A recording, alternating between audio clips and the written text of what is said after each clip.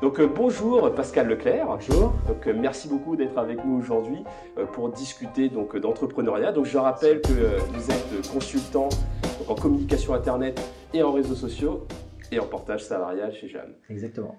Donc vous êtes aventurier entrepreneur. En plus on a pu discuter un petit peu avant. Vous avez un parcours très riche. Ouais. Et si vous devez résumer tout ça dans un livre, ce serait quoi le titre?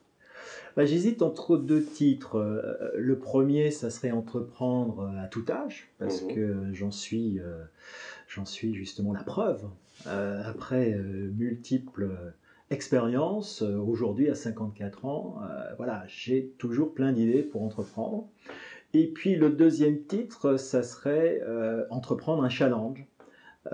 Parce que c'est ça aussi qui me caractérise. À chaque fois, j'ai été dans des directions où on ne m'attendait pas.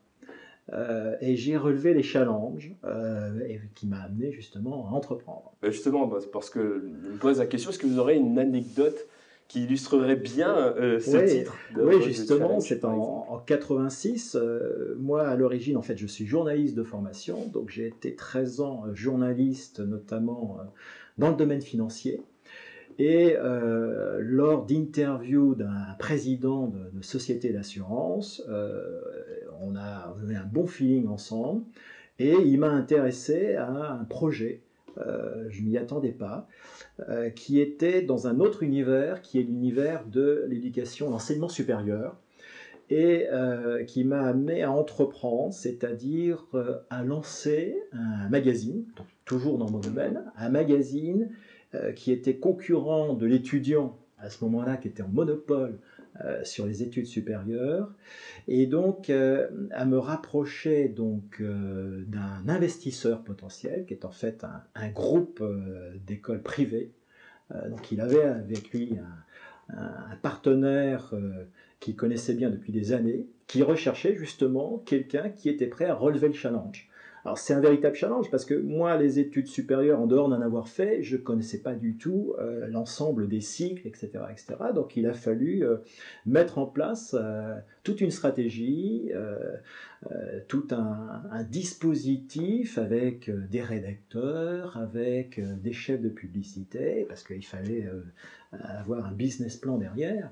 C'est bien de lancer un magazine, mais derrière, il faut le vendre, donc il faut mettre en place tout le dispositif des NMPP à ce moment-là, avoir toute une équipe de chefs de publicité pour ce qui est de la rentabilité, et puis pour le contenu, il fallait s'entourer d'un certain nombre de pigistes avec la construction d'une ligne éditoriale qui puisse derrière faire concurrence et apporter quelque chose de nouveau sur ce marché des études supérieures, quoi. Donc ce challenge vous a permis d'apprendre sur le tas à la fois le métier de créateur d'entreprise, mais aussi de gestionnaire et de manager à la fois. Exactement. Tout ça d'un coup. D'emblée, oui. En un seul coup, voilà, ça a été un véritable challenge et j'étais pas un spécialiste à l'origine, quoi. Et donc depuis, vous avez entrepris d'autres entreprises. Oui. Et aujourd'hui, vous avez choisi consultant. Aujourd'hui, oui, je suis arrivé en société de portage après plusieurs expériences de créateur d'entreprise, mais aussi de salarié.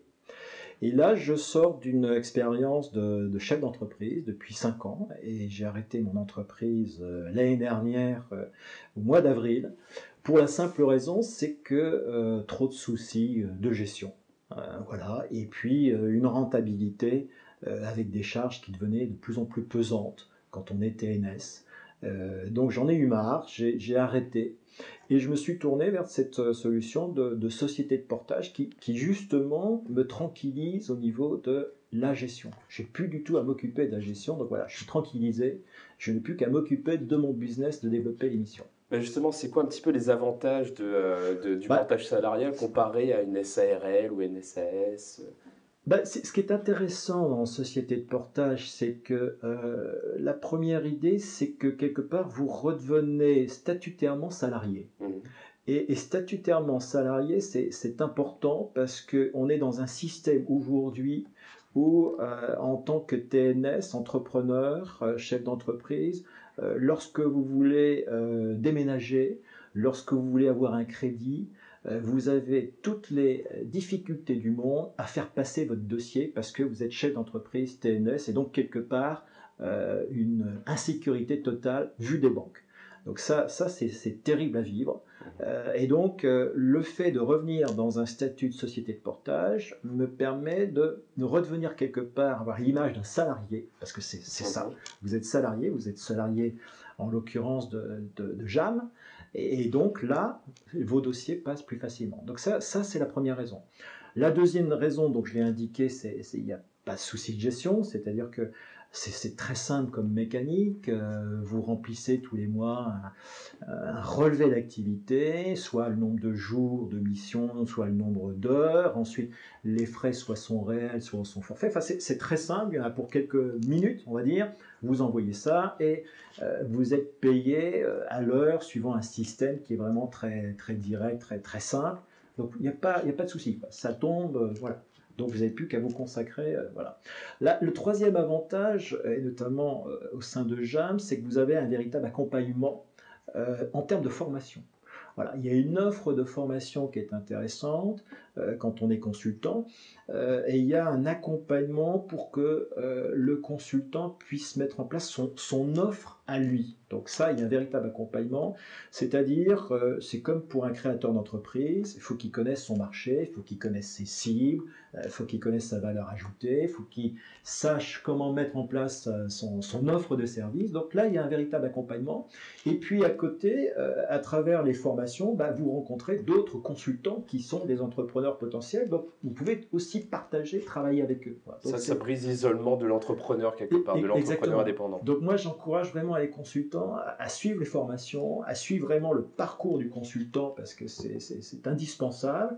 Et puis après, il y a les opportunités, ils appellent ça le club JAM.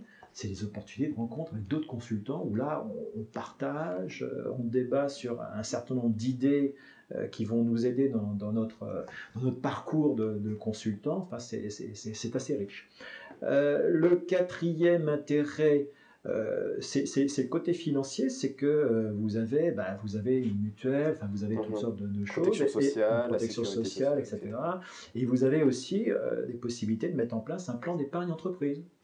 Voilà, comme dans une entreprise, quoi. Donc, c'est-à-dire qu'il y a une partie de ce que vous gagnez que vous pouvez isoler et qui vous permet en même temps de défiscaliser. Donc ça j'y vois un intérêt tout particulier. J'imagine que si vous rencontrez d'autres consultants dans cette situation, vous serez prêt à leur recommander le portage salarial grâce à tous ces avantages? Oui, et notamment Jeanne, parce que c'est vrai que c'est une équipe fort sympathique, fort professionnelle. Donc oui, tout à fait. Et puis après, c'est un peu fonction des gens, de leur statut, de leur histoire, de métier. Je ne veux pas dire que ça peut correspondre à tout le monde, mais c'est vrai que ça peut être très intéressant lorsqu'on veut monter peut-être à l'avenir une entreprise.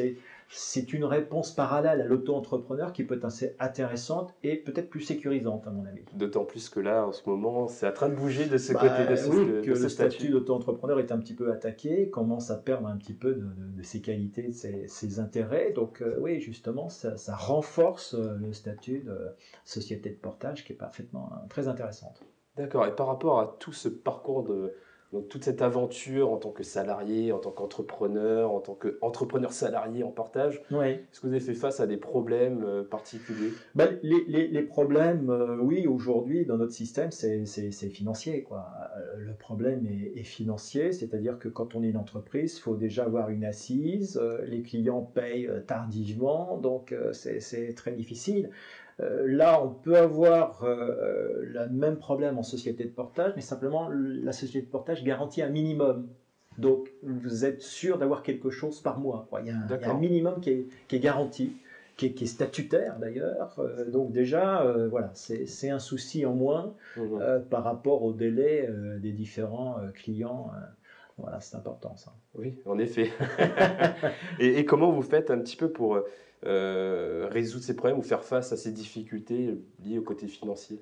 La société de portage répond justement à ces problèmes avec une mécanique qui est bien huilée, qui vous garantit un minimum. Donc là vous avez moins de soucis. Mais il reste qu'il faut aller chercher les missions. Alors, trouver les missions, j'ai entendu certains dire que par une société de portage, c'était difficile pour les entreprises de signer un contrat avec une société de portage par rapport à une personne en direct ou une entreprise. Peut-être, mais elles ont bien tort parce que elles ont la même qualité de service, voilà. Donc elles ont bien tort de se dire que les sociétés de portage, au contraire, moi, au contraire, c'est une vraie qualité. Et puis les sociétés de portage, ils ont tellement de compétences réunies que c'est un véritable atout, quoi. C'est une entreprise par elle-même, quoi. C'est une entreprise qui est intermédiaire, en fait. Donc quand on n'est pas capable d'avoir sa propre entreprise, ben voilà.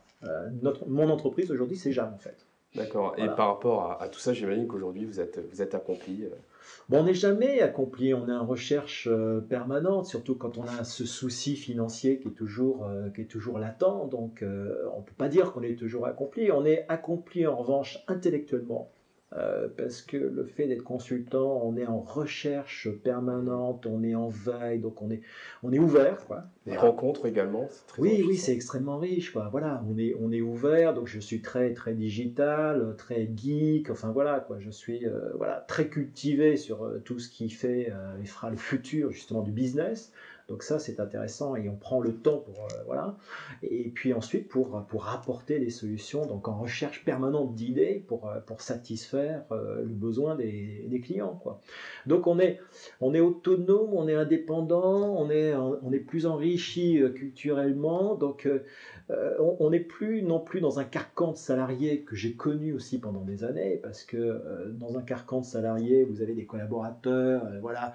Et en fait, le problème est surtout plus à l'intérieur qu'à l'extérieur. Il faut gérer les relations humaines, il faut gérer le président qui est peut-être parfois difficile. Enfin, là, au contraire, vous n'avez pas de direction, vous n'avez pas de chapeau, là où il n'y a personne pour vous embêter, quoi. Vous êtes indépendant, voilà. Libre. On est beaucoup plus riche. Plus libre, plus riche, plus autonome. Enfin voilà, on n'a pas de patron au-dessus de la tête, donc automatiquement, on peut apporter de meilleurs conseils. Enfin pour moi, vraiment de meilleurs conseils, quoi. Alors merci beaucoup. Donc je rappelle, vous êtes Pascal Leclerc, donc consultant en communication digitale et en stratégie donc de réseaux sociaux, et vous êtes en partage salarial chez Jam. Voilà. Merci bien. Merci, à bientôt.